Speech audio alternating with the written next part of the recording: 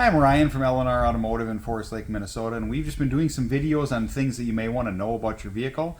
Today we had a vehicle in the shop that had a kind of a loud exhaust noise that was kind of coming from under the hood.